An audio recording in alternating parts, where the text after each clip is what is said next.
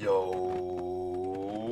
what's going on YouTube, and welcome to Goal Line Hockey. It's Kevin Forte, and today we are going to continue looking at the Toronto Maple Leafs. So that is the big storyline here in the beginning of the offseason here at the end of May, as the Toronto Maple Leafs season has gone awry. They got beat in 5 games in the second round. Let's stay on the Cup playoffs. There's been a lot of questions since then because Kyle Dubas, no longer the general manager of the Leafs. They're waiting to figure out who the next GM will be. There's a lot of uncertainty around some pending UFAs, not this year, but next year, in William Nylander and Austin Matthews. Both those guys can sign on July 1st. But there's also a lot of other things to consider. So we're going to take a look at William Nylander today, and if there is a future for him in Toronto, or maybe it ends up being elsewhere. So we're going to discuss that today. Guys, make sure to check out the links down below. I've also got them here below the video. Make sure to check out our shop. We've got some new Goal Line Hockey merch. We've got tank tops and sandals for the summertime. Got t-shirts. So make sure to check all of that stuff out. With that said, though, this is kind of a weird situation with Nylander because we remember a couple years ago, he held out in Stockholm, Sweden. He stayed in Sweden for pretty much, I guess it was 3 or 4 months, right? Really till December of the 2018-2019 season.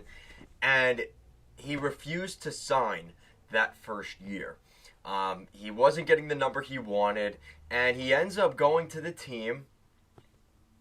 He ends up going to the team a little bit later into the year, but he still ended up playing a pretty good chunk of that season.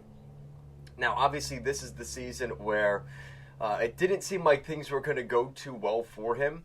He played in 54 games that season, and he only put up 27 points, so it really wasn't that good of a campaign for him. He did play a couple games internationally in the World Junior Championships and just in the SHL in general. So for him, it was kind of an adjustment. And then next season, we started to see him pick up his game. And he hasn't really looked back since then. In the 2019-20 season, he had 59 points in 28 games, 42 points in 51 games the following season. And now the last 2 seasons, he's been basically a point-per-game player or better. So we're starting to see those numbers start to jump back up to a player that is really capable of really, honestly, borderline star talent in the making. Now, a lot of the questions and maybe the concerns about Nylander are, is he that good of a player, or is it because of the players around him? And if you throw anybody into that top 6 with Tavares or Marner or Matthews, that they would put up similar numbers. And I don't think that's the case. We've seen plenty of players not play well with that top 6 of guys, but Nylander's just been a good fit there. And what I think is good about Nylander is there's a guy that also scores goals. He's a guy that had 40 goals this season. He had 34 last season in a full 82-game schedule. So you're really looking at probably a 40 to 45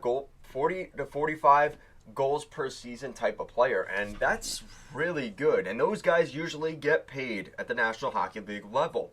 But he's not one of those guys that's going to give you 100 points a year. So he's a good player, but he's more of, I don't even want to say a complimentary player because I think that's a disrespect to even Nylander, but this is a guy that can play in your top 6 and is a goal scorer. He's going to come in, he can score goals, he can give you some assists, right?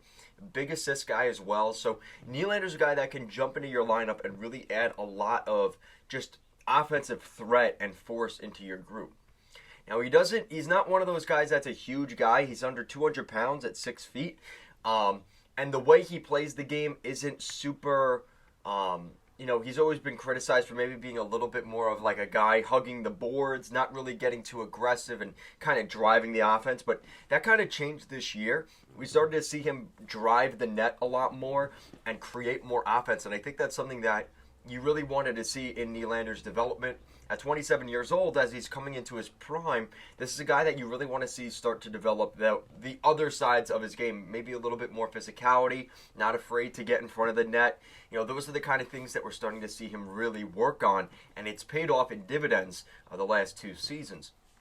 Now that leads us to the next question, because the problem is, for the Leafs contract situation, so obviously the first year it was $10 million cap hit, $10 million base salary, $2 million signing bonus, but every year since then, it's basically 6.9 was his number, and he's on a modified no-trade clause right now. So, are going into this season. So, if that's the case, they would probably like to trade him before July 1st. July 1st, that modified no trade clause kicks in, and he submits a 10-team no trade list. So 22 NHL franchises will be available, but there are going to be 10 teams that more than likely are teams, if he wanted to leave Toronto or stay in Toronto, he could easily take off the teams that have the cap space, and instantly that really narrows down the Leafs' ability to trade him. So it's kind of interesting to see what could happen there. But the way I kind of look at it is, we've heard some rumors about teams that could be interested. The first rumors I really heard right when the season concluded were the Anaheim Ducks. I think that's a really interesting fit because you look at how much star talent's already there. You consider Zegras, McTavish, even some guys like Max Jones. But I think that's kind of what they're looking to bring in with Nylander, is a winger that can kind of be that Maxime Comtois, Max Jones, because those guys haven't really developed the way that I think the Ducks have been hoping for. So Nylander comes in on the wing and instantly adds credibility up in that top six.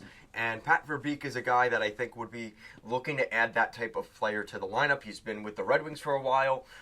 They usually scout a lot of Swedes, and Nylander kind of fits that bill perfectly. Now, speaking of the Red Wings, you have to assume that the most recent rumors surrounding William Nylander to the Red Wings, there's obviously something to that as well. It definitely makes a lot of sense. The Red Wings are trying to add some more offensive power to that group, right? And you have a lot of interesting contracts with the Red Wings that would allow them, if they want to, they would be able to move some of those contracts in order to get under the salary cap with William Nylander. Now, they have $30.6 million of cap space this summer, but they do have a couple guys to sign. Gustav Lindstrom being one of them. Mo Seider's contract is up next year. Jonathan Berggren and Lucas Raymond, they'll be RFAs next year as well. So the Red Wings are in a spot where, and then you also consider a guy like David Perron coming off the books next year. That's going to be money that they get freed up again. So I think Steve Yzerman's done a really good job with some of these contracts and the ability to utilize the cap space they have, but also leaving flexibility for this year and next year and even 3 years from now. It's allowed the Red Wings to kind of make that big move if they want to, and they also have the prospects and the depth to do it if they want. Now, here's the thing. What's the price? Because right now the Red Wings have 2 first-round picks, 3 second-round picks, and two first-round picks next year. So they have a couple of draft picks to kind of play with. So they have some draft capital. They could trade the Islanders' first-round pick this year.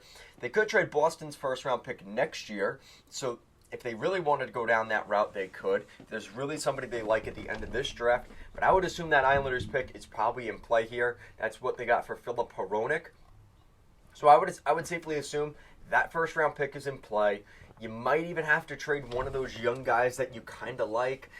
I don't know who it could be. Is it a guy like Joe Veleno? As you start to see some guys like Marco Kasper start to develop, it kind of leaves a hole in the lineup where Joe Veleno can kind of be expendable at that point. And you look at even some of the depth that they have down the middle. Duche is in there. Andreas Lombardi, Weatherby, McLaughlin. These are some decent depth players, but like I said, I think the idea is you're looking at guys like Marco Kasper and Elmer Soderblom hopefully getting into the lineup next season that can play center. And obviously you have guys like Taro Hirose, Jonathan Berggren, who we're going to see a little more of anyway.